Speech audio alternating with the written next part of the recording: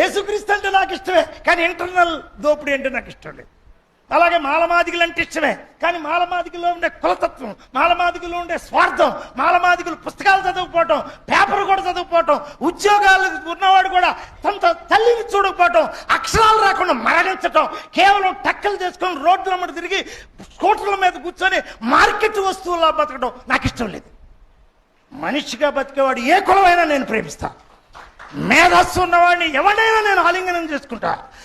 ఈ దేశంలో మానవత్వ శిఖరంగా మనుషులు బతకడం కోసం జాషువా గబ్బిలం రాశాడు. కానీ ఎవడింట్లో ఎంతమంది ఇంట్లో గబ్బిలం ఉంది, ఎంతమంది ఇంట్లో పిరదోసు ఉంది, ఎంతమంది ఇంట్లో కాంతిశీకుడు ఉన్నాడు, ఎంతమంది ఇంట్లో 64 కావ్యాలు ఉన్నాయి.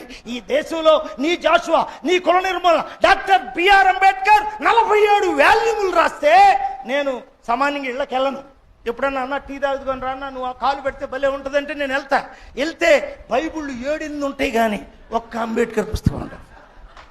ఎందుకురా 7 ఒకటిదేమో సిలుకుదన్నా, ఒకటిదేమో అమెరికాదన్నా, ఒకటిదేమో మలేషియా. ఇందులో నీకేమన్నా ఎక్కిందంటారా? యేసుక్రీస్తునామన అన్ని ఇచ్చింది ఆయనే కదన్నా. ఈ ఫ్రిడ్జ్ ఇచ్చింది ఆయనే, ఈ పొడుగోటి టీవీ ఇచ్చింది ఆయనే, లోన మీ మరదలకు బంగారం ఇచ్చింది ఆయనే, ఈ సామానంతా ఆయనే ఇచ్చాడు. మరి నువ్వేం చేస్తున్నావు? వాటిని అనుభవిస్తున్నానన్న. ఏ హాస్టల్కైనా వెళ్ళైనా 4 చాక్లెట్లు బర్త్డేకి పంచావా? ఏ పేద విద్యార్థికైనా వస్త్రాలు కుట్టించావా?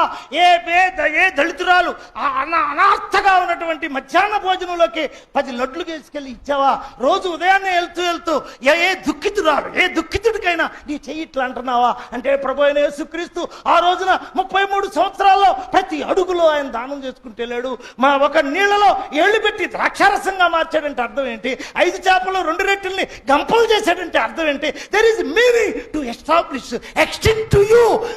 నిన్ను విస్తరింపు చేసుకో. నువ్వు ఒక దానంగా మారు, నువ్వు ఒక గానంగా మారు, నువ్వు ఒక జీవితంగా మారు, నువ్వు ఒక మహోన్నతమైన వ్యక్తిగా మారు అని ఆయన చెప్తే ఆయన పేరు మీద ఆస్తిపరుడు అవుతున్నావు ఏంట్రా అని నేను దుఃఖపడి ఎవరు ఇళ్ళకి వెళ్ళటం కూడా మానేశాను.